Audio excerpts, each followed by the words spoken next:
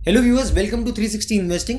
लोग देश के बारे में और देश की परिस्थिति के बारे में बातें तो बहुत ज़्यादा करते हैं, बट मुझे ऐसा लगता है 1% से भी कम लोग होंगे जो एक्चुअल में इकोनॉमी क्या होती है, कैसे काम करती है, ये चीज़ समझ पाए।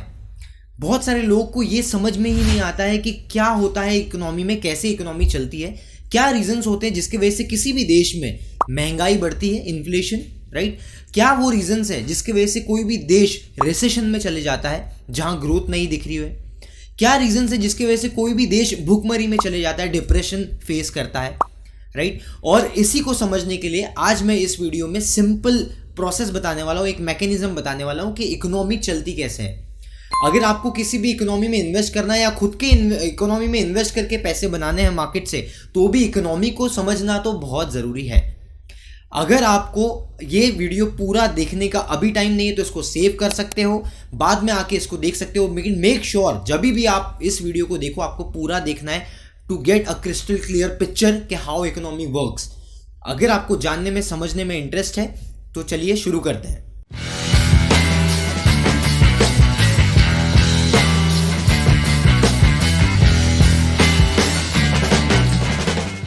तो हम सिनेरियो वाइज एक स्टोरी की तरह इसको देखेंगे।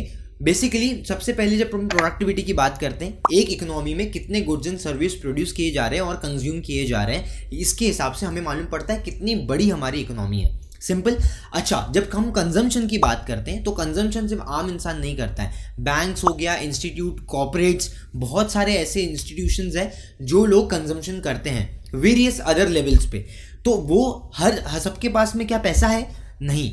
तो सबके पास सफिशिएंट पैसा नहीं है, इसके लिए हम क्रेडिट पे पैसा लेते हैं। मतलब आप क्रेडिट कार्ड यूज़ करते हो, आप लोन लेते हो गाड़ी खरीदने के लिए, घर खरीदने के लिए, दैट इज़ ऑल्सो क्रेडिट।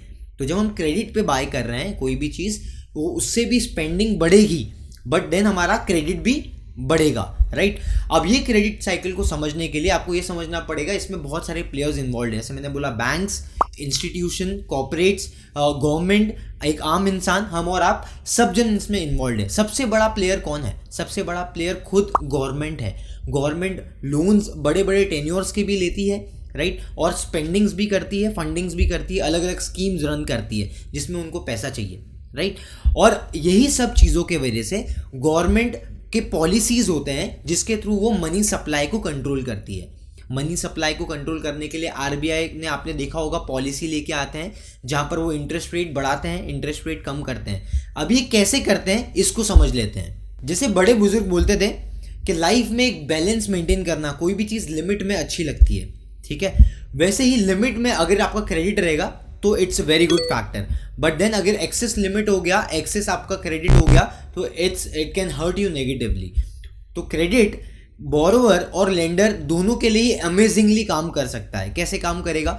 मान लो किसी बोरोवर को पैसे की ज़रूरत है अपने बिजनेस को फंडिंग करने की, ठीक है, उसने लेंडर से ले लिया, तो जो बैंक ने उसको लोन दिया है, वो बैंक के लिए जो उसने लोन दिया है वो एसेट है, बिकॉज उसके ऊपर उसको इंटरेस्ट मिलेगा। और बोरोवर को भी अपना, वो कहीं काम में अटका हुआ है तो उसको पैसे की ज़रूरत है, बोरोवर को पैसे मिल गए, उसने अपना काम इन्वेस्टमेंट कर दिया, उसमें उसने अपना कॉन्ट्रैक्ट पूरा कर लिया, पैसे मिले, उसने रीपे कर दिया बैंक को, खुद भी प्रॉफिट कमाया, बैंक ने भी इंटरेस्ट कमाया, प्रॉफिट कमाया, दोनों हैप्पी, ठीक है। लेकिन जब ऐसा सिनेरियो आ जाता है कि जब आपका एक्सेस बोरोइंग हो जाती है और आप रीपे नहीं कर पाओ, so that becomes a bad debt, unprofitable asset, bad debt हो जाता है कंपनी के लिए, बिकॉज उसके ऊपर कोई भी उसको इनकम नहीं आ रही है बैंक को। तो अब यहाँ तक तो सब कुछ सही चल रहा है, आपने अपने प्रोजेक्ट में पैसे लगाए, आपने उसमें से मुनाफा कमाया, आपने प्रॉफिट कमाया, बैंक को वापस भी कर दिया, राइट। आप पैसे कमा रहे हो, ऐसे बहुत सारे लोग भी पैसे कमा रहे हैं, और ये एक साइकिल बन जाता है। बिकॉज आप जो चीज़, आपके पास में पैसे आ रहे हैं, आप बाहर जाके कंज्यूम करोगे कुछ, तो जो आपके लिए कंजम्पशन है, जो आपका एक्सपेंस है, वो किसी ना किसी का इनकम बनेगा। बिकॉज अगर आपने एक मोबाइल फ़ोन आज खरीदा, वो आपके लिए एक एक्सपेंस हो गया, लेकिन जिससे आप खरीद रहे हो उसके लिए तो उस पर कुछ पैसे मिलेंगे उसको, उसके लिए इनकम हो गया। फिर वो पैसे से कुछ और चीज़ खरीदेगा तो सामने वाले के लिए वापस से इनकम हो गया, राइट। तो ये चीज़ें चलती रहती है इकोनॉमी में, और ऐसा पैसा फ्लो होता है जिसको बोलते हैं हम मनी फ्लो। और उसी तरीके से एक प्रॉब्लम यहाँ आ जाती है, जब आपका प्रोडक्टिविटी पूरी इकोनॉमी में स्टैग्नेंट हो जाता है, ठीक है, या तो आपके खुद के बिजनेस में प्रोडक्टिविटी मान लो स्टैग्नेंट हो गया, ग्रोथ नहीं आ रही है, और आपने और पैसे भी लेके रखे हैं, तो अब आपको वो चुकाने की दिक्कत आ जाएगी इंटरेस्ट के साथ, तो यहाँ पर एक स्लो डाउन आता है। क्रेडिट का अच्छा साइड तो हमने देख लिया, अब क्रेडिट का एक और फ्लिप साइड देखते हैं। क्रेडिट इज बैड जब वो फाइनेंस कर रहा है आपके अनप्रोडक्टिव कंजम्पशंस को, राइट। सो बेसिकली मान लो किसी एक फार्मर ने ट्रैक्टर खरीद लिया, तो ट्रैक्टर खरीद के वो क्या करेगा, क्रॉप्स उगाएगा, अच्छी फसल होंगी तो वो पैसे कमाएगा और ट्रैक्टर का पैसा भी चुकाएगा और बाद में खुद के लिए भी पैसे कमाएगा। Now this is called productive consumption, right, क्योंकि ट्रैक्टर के लिए उसने कुछ तो उसके ऊपर काम किया है। बट देन अगर किसी घर में किसी ने एक प्ले स्टेशन ले लिया, राइट, सो वो प्ले स्टेशन पे उसको कंजम्पशन तो है, राइट, लेकिन उसके ऊपर कोई भी रेवेन्यू बिल्डअप नहीं होने वाला है। तो ये अलग अलग टाइप की कंजम्पशंस भी होते हैं जो हमें देखना होता है किस पे उस पर कुछ रिटर्न्स आने वाले हैं या उस पर नहीं आने वाले। तो गाइज हमने ये समझा कि 3 फैक्टर्स के थ्रू कि कैसे किसी का इनकम किसी का एक्सपेंस होता है, ऐसे ही आपका इकोनॉमी बूम होती है, एक्सपांशन होता है, बिकॉज प्रोडक्टिविटी भी बढ़ती है और आपके स्पेंडिंग्स इनकम भी बढ़ती है, ठीक है। लेकिन this will not go for ever.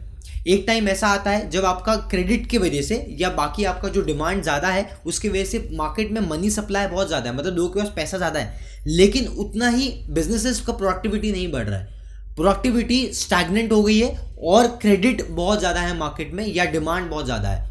ये सिनेरियो में इन्फ्लेशन जन्म लेता है, मतलब महंगाई बढ़ती है, क्योंकि मान लो एक अनार है और 100 बीमार आ जाएंगे तो क्या होगा, अनार का भाव बढ़ जाएगा, राइट। उसी तरीके से महंगाई बढ़ जाती है। तो जब महंगाई बढ़ती है तो सेंट्रल बैंक आती है बीच में और सेंट्रल बैंक आके इंटरेस्ट रेट्स बढ़ा देती है। अब आप बोलोगे इससे क्या होगा, क्योंकि एक्सेस पैसा लोगों के पास अवेलेबल है क्रेडिट पे भी, इसके लिए सेंट्रल बैंक का भी ये काम है कि उसको एक्सेस लिक्विडिटी को स्क्वीज करना है, टाइट करना है, राइट। तो वो क्या करते हैं, इंटरेस्ट रेट बढ़ा देते हैं। जैसे इंटरेस्ट रेट बढ़ा मतलब आपके लोन्स महंगे हो जाएंगे, क्रेडिट महंगा हो जाएगा, तो लोग कम बोरोइंग करेंगे, कम स्पेंडिंग करेंगे, जो एक्सेस वो क्रेडिट में स्पेंडिंग कर रहे थे, ताकि उनको एक्स्ट्रा कॉस्ट ना लगे, ठीक है। इसके साथ साथ आपका प्रोडक्टिविटी को भी चांस मिलेगा थोड़ा ऊपर आने के लिए, तो ये आपका बैलेंस हो सकता है, राइट। उसके अलावा अगर मान लो कि जैसे ही सेंट्रल बैंक्स ने इंटरेस्ट रेट्स बढ़ाए और स्पेंडिंग्स लोगों की कम हुई, डिमांड कम हुआ, अगर ये एकदम ही कम हो गया, लोगों ने खरीदना ही बंद कर दिया, एकदम कम हो गया, तो इसको हम बोलते हैं डिफ्लेशन। प्राइसेस नहीं बढ़ेंगे, डिफ्लेशन बोलेंगे हम। और यही अगर डिफ्लेशन चलते गया, there is no demand in the economy and there is less productivity, इसको हम बोलते हैं रिसेशन, राइट। सो ये बहुत ही खतरनाक चीज़ है, रिसेशन भी और बहुत एक्सट्रीम महंगाई मतलब इन्फ्लेशन भी, दोनों ही खतरनाक है। इसलिए हम बोलते हैं कि सेंट्रल बैंक को ऐसी पॉलिसीज बनानी पड़ती है कि वो बैलेंस मेंटेन रहे, तो मेंटेन बैलेंस कैसे करेंगे, जो हमने रिसेंट में देखा कि 2021-22 के बाद में सेंट्रल बैंक ने, आरबीआई ने इंटरेस्ट रेट्स बढ़ाने शुरू किए और ये वर्ल्ड वाइड हुआ सब जगह पे। जैसे ही अब रिसेंट में आप देख रहे हो कि ऑलरेडी इन्फ्लेशन टेपर डाउन हो गया है, क्योंकि इन्फ्लेशन बढ़ रहा था तो इंटरेस्ट रेट ऊपर गए। अब आप रिसेंट में देखोगे कि इंटरेस्ट रेट्स स्टेबल हो गए क्योंकि इन्फ्लेशन आस्ते आस्ते कम हो रहा है। और जैसे ही आगे आप देखोगे, जैसे आते आते इंटरेस्ट रेट्स आपके नीचे भी जाएंगे जब इन्फ्लेशन और नीचे जाएगा, ठीक है। तो इन्फ्लेशन जैसे और कूल ऑफ हो जाएगा, इंटरेस्ट रेट्स भी नीचे आ जाएंगे और वापस लोगों को एक्सेस लिक्विडिटी के लिए बोरोइंग्स सस्ती हो जाएगी, लोग बोरो करेंगे, फिर अपना बिजनेस वापस से और प्रोडक्टिविटी एनहांस करेंगे, इनकम बढ़ेगा, स्पेंडिंग बढ़ेगा।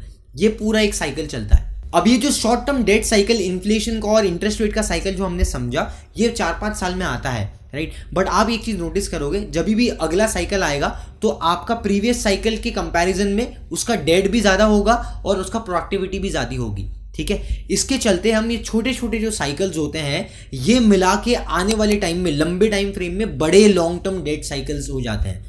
ये छोटे छोटे डेट साइकिल्स और ये डेट जो आपका पाइल्ड अप हो रहा है, ये आगे जाके लंबे समय में 40-50 साल में किसी भी देश के लिए एक बहुत बड़ा प्रॉब्लम क्रिएट हो जाता है, जो हमने यूएस के साथ में 1929 डिप्रेशन में देखा, 1980 में हमने देखा, 2008 के फाइनेंशियल क्राइसिस में हमने देखा। अब इकोनॉमी में ये प्रॉब्लम के चलते एक स्लो डाउन आ जाएगा, जहां पर आपकी स्पेंडिंग भी स्क्वीज हो जाएगी, आपको और ज़्यादा लोन्स नहीं मिलेंगे, बिकॉज बैंक्स ज़्यादा रिस्क लेने के लिए उतने इक्विप्ड नहीं होंगे, उतने इम्यून नहीं होंगे। एट द सेम टाइम आपके जो रियल एस्टेट्स हैं उनके प्राइस भी गिर जाएंगे, एसेट्स के प्राइस गिर जाएंगे, स्टॉक मार्केट भी गिर जाएगा, स्टॉक मार्केट में बड़ी गिरावट आएगी। और ये हमने पास्ट में देखा है, काफ़ी टाइम्स में हमने देखा है, 1929 और 2008 में भी हमने देखा था ये चीज़, जिसकी वजह से आपके लोग कम वैल्यू होंगे और there will be a revolution, social tensions भी बढ़ेगी मार्केट में, ये सब के चलते।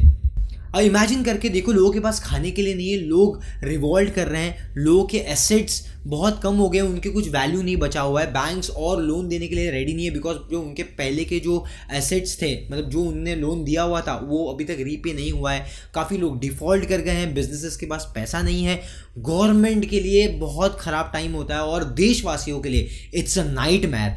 अब इसमें से बाहर कैसे आए इसके बारे में जानते हैं। तो अब कुछ लोग बोलेंगे वापस सेंट्रल बैंक इंटरेस्ट रेट कम करेगी। अब इंटरेस्ट रेट कम नहीं कर सकते बिकॉज डिप्रेशन में आ गए हैं हम, और यहाँ पर ऑलरेडी इंटरेस्ट रेट्स कम ही होंगे। उसके अलावा लोग गरीब हो चुके होंगे, लोगों के पास एम्प्लॉयमेंट नहीं है और प्रोडक्टिविटी भी नहीं हो रही है इकोनॉमी में। तो अब 4 से 5 स्टेप्स मैं आपको बताऊंगा किस तरीके से इकोनॉमी रिकवर हो सकती है। सबसे पहली चीज़ है कि आपको कट करना पड़ेगा स्पेंडिंग्स में, अनप्रोडक्टिव स्पेंडिंग्स में। गवर्नमेंट स्पेंडिंग्स कर सकती है स्कीम्स के थ्रू ताकि लोगों को एनकरेज कर पाए, लोगों के हाथ में पैसा जा पाए, लेकिन अनप्रोडक्टिव स्पेंडिंग्स करना बंद करना पड़ेगा। दूसरी चीज़, डेट को रिस्ट्रक्चर करना, चाहे वो गवर्नमेंट का हो या इंडिविजुअल हो, डेट को रिस्ट्रक्चर करना पड़ेगा। हो सकता है इंटरेस्ट रेट्स को चेंज कर दे, हो सकता है टेन्योर बढ़ा दे, राइट, या सेटलमेंट के लिए थोड़ा सा डिस्काउंट दे दे, जो भी हो सकता है, but debt has to restructure. तीसरा आता है प्रिंट करेंसी, मतलब नोट छापना, ठीक है। तो सेंट्रल बैंक ऐसी इंस्टीट्यूट है जो अकेला नोट छाप सकती है, उसके अलावा किसी को अथॉरिटी नहीं है। तो सेंट्रल बैंक नोट छापेगी और गवर्नमेंट को और एम्पावर करेगी कि पैसा आम इंसान तक पहुंच पाए। ये हमने जब भी क्राइसिस होता है, सेंट्रल बैंक किसी भी देश की थोड़ा मनी प्रिंटिंग करती है, स्टिमुलस पैकेजेस अनाउंस करती है ताकि लोगों को पैसा मिले। ये हमने 2020 क्राइसिस में भी देखा कैसे यूरोप में और यूएस में पैसे प्रिंट किए गए, इकोनॉमी में लोगों को पैसा दिए गए। चौथी चीज़ गवर्नमेंट को ये करना है कि रीडिस्ट्रीब्यूशन ऑफ इनकम, मतलब इनकम डिस्पैरिटी को कम करना पड़ेगा, डिस्ट्रीब्यूशन ऑफ वेल्थ करना पड़ेगा। मतलब जो ज़्यादा पैसे कमा रहे हैं वेल्दी लोग हैं, उनसे हो सकता है थोड़ा ज़्यादा टैक्स उनसे वसूल करें और किसी स्कीम के थ्रू, प्रोडक्टिविटी के थ्रू आम इंसान को वो पैसा दिए डायरेक्ट बेनिफिट के थ्रू, ताकि गवर्नमेंट के थ्रू लोगों के पास में पैसे आए और लोग वो पैसे का यूज़ करके स्पेंडिंग्स करें, ताकि जो प्रोडक्टिविटी हो रही है उसको कोई खरीदे, वापस से किसी का एक्सपेंस किसी का इनकम बने, किसी का इनकम किसी का एक्सपेंस बने, और फिर वो साइकिल, पॉजिटिव साइकिल वापस चले। एक और चीज़ ये हो सकती है, गवर्नमेंट एक्सटर्नल सोर्सेज से, बाहर इंस्टीट्यूशन से, दूसरे देशों से, इंस्टीट्यूशन से पैसे ले सकती है अपने क्राइसिस से बाहर निकलने के लिए। तो इस पूरे कॉन्सेप्ट को हम बोलते हैं इकोनॉमिक डीलेवरेजिंग। जब भी कोई भी देश डीलेवरेजिंग कर रहा होता है तो पॉलिसी मेकर्स को ये ध्यान देना पड़ेगा कि आपका इनकम जल्दी बढ़ना चाहिए और आपका डेट गिरना चाहिए, राइट। उसके अलावा आपके इन्फ्लेशन भी कंट्रोल में होना चाहिए, तो आपका रियल जीडीपी ग्रोथ पॉजिटिव आ जाएगा और इसके थ्रू आप काफ़ी चीज़ों को मेंटेन कर पाओगे। 3 इंपॉर्टेंट कंक्लूजन जो हम समझ लेते हैं, एकदम शॉर्ट में आपको बताऊंगा। सबसे पहली चीज़, don't allow your spendings to grow above your income, right. सबसे इंपॉर्टेंट है, मतलब इनकम को बढ़ाना है, स्पेंडिंग्स को नहीं। दूसरी चीज़, क्रिएट फाइनेंशियल एसेट्स, खुद के लिए इन्वेस्टमेंट करो, फाइनेंशियल एसेट्स क्रिएट करो। डेट के ऊपर, क्रेडिट कार्ड के ऊपर ज़िंदगी मत गुजारो। तीसरी चीज़, हमेशा ट्राई टू बी प्रोडक्टिव, अपनी प्रोडक्टिविटी पे ज़्यादा फोकस करो। इकोनॉमी टर्म्स में भी बोल रहा हूँ और खुद के इंडिविजुअल टर्म्स में भी बोल रहा हूँ, ये तीनों बहुत ज़रूरी है। मैंने एक वीडियो में डेटा बताया था कि पहले हमारा house hold saving versus GDP that was 25%, 2010 में 25% था, मतलब हम सेविंग ज़्यादा करते थे एज ए इंडिविजुअल, और आज के तारीख में हमारा सिर्फ 5% से versus GDP, house hold saving जो है that is only 5% versus GDP. मतलब आज के तारीख में हम ज़्यादा स्पेंडिंग्स में बिलीव रख रहे हैं रादर देन सेविंग, और यही सेविंग थी जो आपको 2008 के 2009 के क्राइसिस में बचाया। तो आज के तारीख में जो लोग वेस्टर्न कल्चर अपना रहे हैं, बहुत ज़्यादा स्पेंडिंग्स कर रहे हैं, लाइफस्टाइल चेंज हो रही है, अच्छी बात है, करनी चाहिए, बट देन अगर आप ये सब चीज़ों को चेकलिस्ट, चेक पॉइंट करने के बिना ये सब चीज़ें कर रहे हो तो माय फ्रेंड आप एक गहरी खाई की तरफ जा रहे हो। तो अगर आप अपने भाई, फ्रेंड्स, रिलेटिव सबको खाई से बचाना चाहते हो तो इस वीडियो को शेयर ज़रूर कीजिए, व्हाट्सएप स्टेटस पे, अपने नेटवर्क में, ग्रुप्स में, हैंडल्स में, कहीं पे भी आप ये इसको शेयर ज़रूर कर सकते हो। मैं समझता हूँ कि मैंने बहुत आसान भाषा में कोशिश की है कि आपको समझ में आ जाए कि इकोनॉमी चलती कैसे, और बहुत इंपॉर्टेंट लेसन्स भी हैं सभी के लिए इस वीडियो में। और ऐसे ही वीडियो अगर आपको देखना है तो चैनल को सब्सक्राइब करना ना भूलिए। मिलते हैं अगले वीडियो में। Till then guys, keep learning, keep growing with 360 investing. See you in the next video.